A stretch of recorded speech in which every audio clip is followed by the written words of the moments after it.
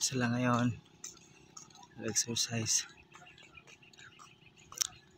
pa rin yan kami ngayon dito mga kapatid sa mangrove kasi malapit na siyang mga anak. Wow, ito po ang mangrove. Yan po ang mangrove dito sa Bati City. Yan po ang boulevard Talipapa.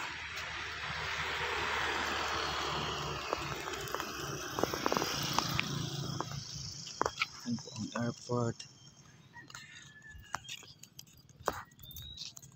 Andun na po sila, lalakad na.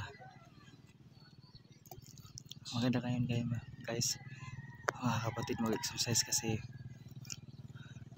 tamang tama pa lang yung init ng araw.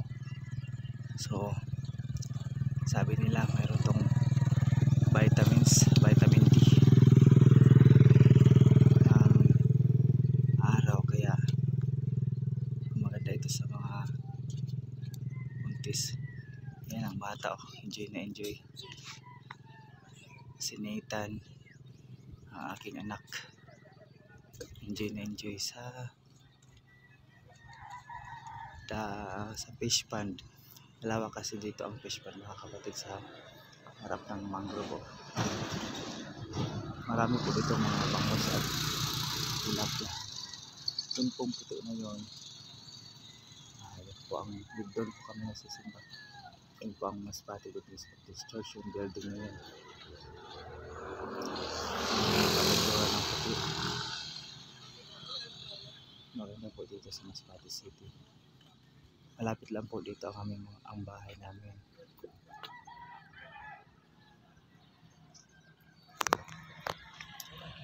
Doon po ang bahay namin.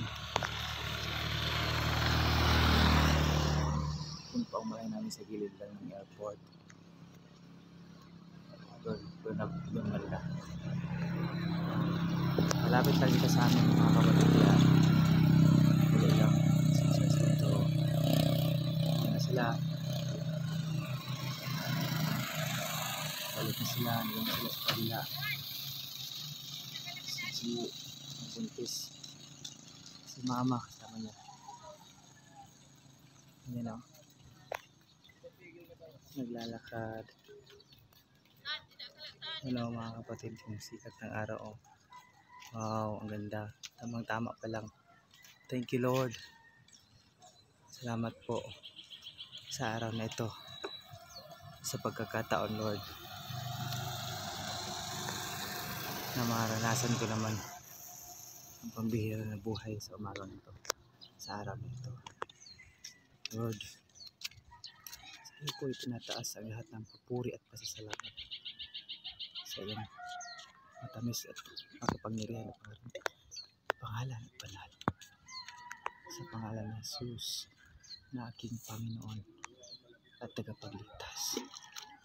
Hallelujah. Amen. Praise God. Thank you Lord. Nandito na kami ngayon nandito pa rin kami ngayon sa mangrove.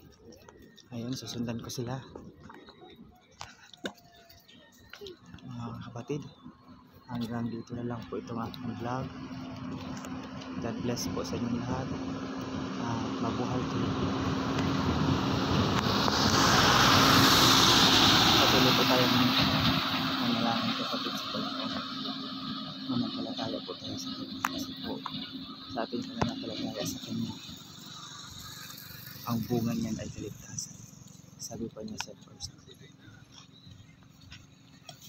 Peter 1:9, ang bunga ng pananampalataya ay kaligtasan. Patuloy po tayong manampalataya sa Panginoon, kapatid. At sigurado ko, dahil yan po ang sabi ng Biblia. Ikaw, kapatid, at ako, tayong lahat ng tao ay manampalataya sa Kanya, ay magkakaroon tayo ng kaligtasan. In Jesus' name, I declare, Amen.